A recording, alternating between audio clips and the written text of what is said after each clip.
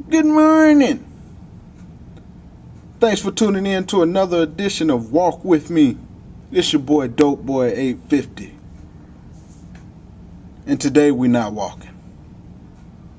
Today we sitting. We're sitting to discuss the life and times of this individual,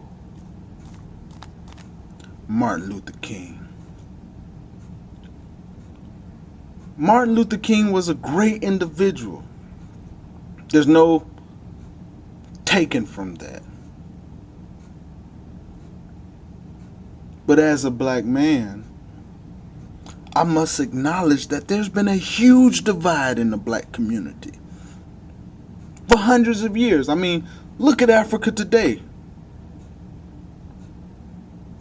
There's no federalistic system in Africa because none of those countries can come together and agree on any one thing. So as we discuss the life and times of Martin Luther King, I want you to put it into that context, that there's always been a divide in the black community. And in America, in the United States of America, this divide, you can categorize this divide solely based on the house Negroes versus the field Negroes. And that divide exists today. That's why it's so much black on black crime. That's why you don't see any real black men on TV. I mean, have you seen the newscast lately? To be a black man on the news channel, you either have to be a homosexual or you have to talk white and look white.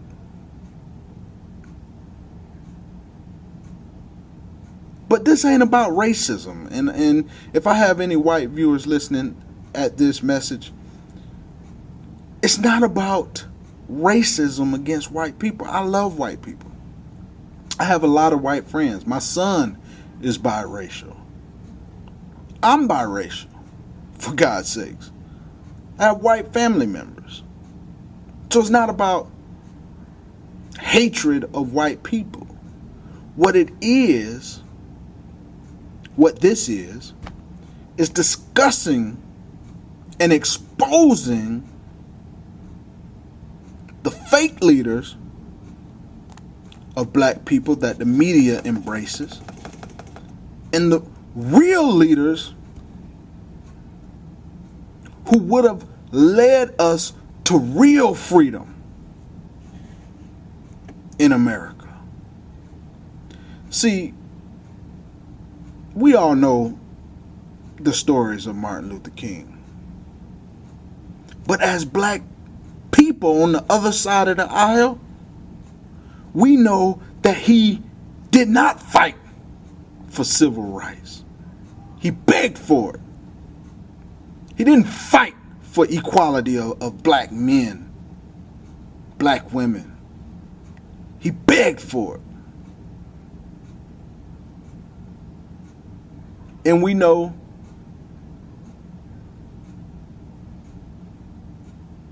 that what he has done for us, what the ideas of this man has done for us, is basically made us accept institutional slavery. See, I mean, if you're black, look at your conditions you're living in right now. Look at it. For God's sakes, 16.9% unemployment, 40% unemployment for black men. It's even worse for black teenagers. We are experiencing a depression as we speak. But on August 28th, 2011, they want you to celebrate the man that don't want you to do anything about it but beg massa and hope for change. And see what the media and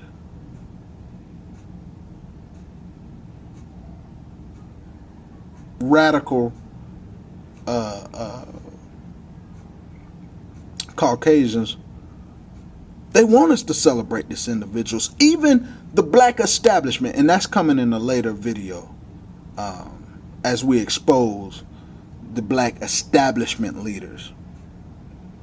I mean, Reverend Al Sharpton said he would not oppose Obama. He would not criticize Obama no matter what policies he put forward. I mean, can you think of that? But that's not this video. This video is about this Uncle Tom Negro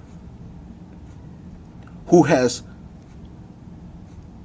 put black people in a position where they're living in institutional slavery. Do you know, as a black man, who your real black leaders are? Do you know who Frederick Douglass was? Do you know who Nat Turner was? Do you know who Marcus Garvey was? Have you even read Malcolm X's book, By Any Means Necessary? Do they teach that in school? Have you learned about the black kings, Hannibal, who they turned into a movie and made him a vicious criminal?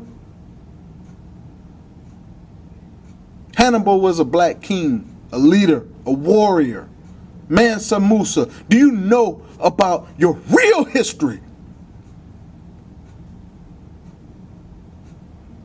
And the reality is no. You know why? Because you're living in institutional slavery. You can't do nothing. Black people for 100 years have known what it takes to solve our problems.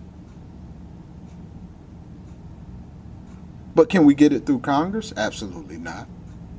Can we get it through the Senate? There's not one black senator. The first black president of the United States said that he would not support one policy that would focus on the elements, the things that are hurting black people in America. He won't support one policy. He actually said, and this isn't a direct quote, that he wouldn't support one policy that targeted one ethnic group over another, one race over another, which we all know that's a lie. He supports the DREAM Act. He supports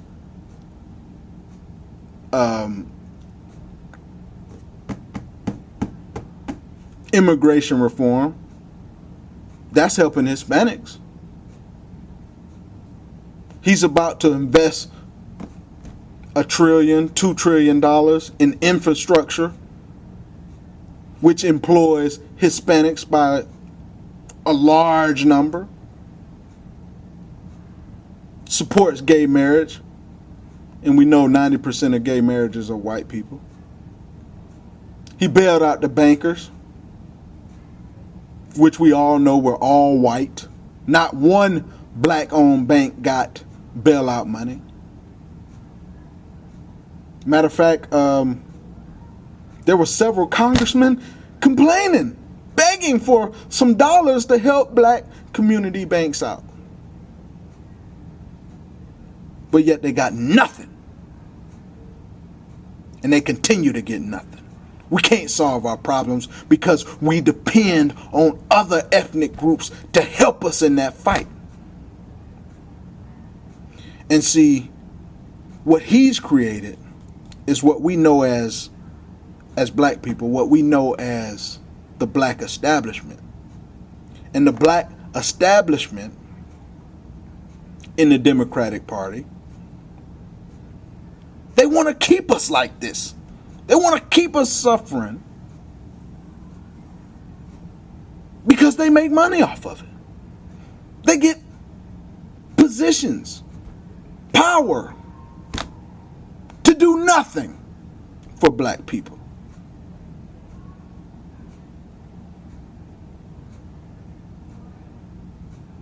We are living in a depression and we can't do nothing about it. We must depend on other people to join us in that fight.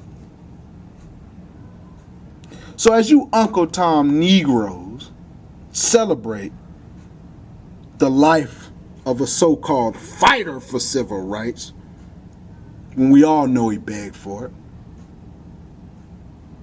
and was eventually assassinated by the same people he was begging.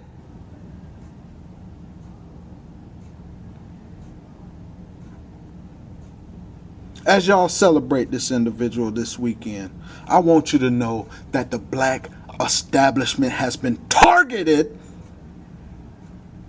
by the field Negroes. We're going to end their grip on the black community. We're going to end the Democratic grip on the black community. The Democratic Party has undermined black votes for years. Black people have voted every time they've been able to vote for or against gay marriage. Black people have voted against it. Black people in large numbers don't agree with cap and trade or global warming. You don't see any black people at those meetings, but you do see the black establishment who wants to undermine the fabric of black people. They want to confuse you with propaganda that makes no sense. If you look at the commercials that's airing on MSNBC right now, they say, "Oh, I hope one day that the slaves, the children of slaves, will be able to sit down at the same table with the children of oppressors and be able to have a meal in humanity." We can have that meal, Dr. Martin Luther King. We can go to the restaurants. We can use the same bathrooms. We can kiss and hug each other. But at the end of the day, we're suffering for jobs. We're suffering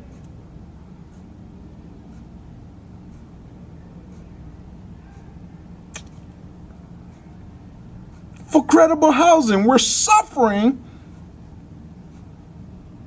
and in our suffering, we can't do nothing about it. We gotta hope for nothing. So as you house Negroes celebrate the life and times of Martin Luther King, I want you to know this. I want you to know that I will be smoking a blunt, smoking a Newport, and praying. My God, I will be praying so hard for the resurrection of our real black leaders. One white man named Lincoln supposedly fought the Civil War to solve the race problem, and the problem is still here. Another white man named Lincoln, again the same white man, issued the Emancipation Proclamation to solve the race problem, and the problem is still here. Some more white liberals came along with the 13th, 14th, and 5th Amendments, which were supposed to solve the race problem, and the problem is still here. 9 years ago, 9 more white liberals, so-called, came up with what they call a Supreme Court desegregation decision, and the problem is still here. And then another white man named Kennedy came along running for president and told Negroes what all he was going to do for them if they voted for him, and they voted for him 80%. He's been in office now for 3 years, and the problem is still here. When police dogs were biting black women and black children and black babies in Birmingham, Alabama, that Kennedy talked about what he couldn't do because no federal law had been violated. And as soon as the Negroes exploded and began to protect themselves and got the best of the crackers in Birmingham, then Kennedy sent for the troops. And there was no, he didn't have any new law when he sent for the troops when the Negroes erupted than he had at the time when whites were erupting. So we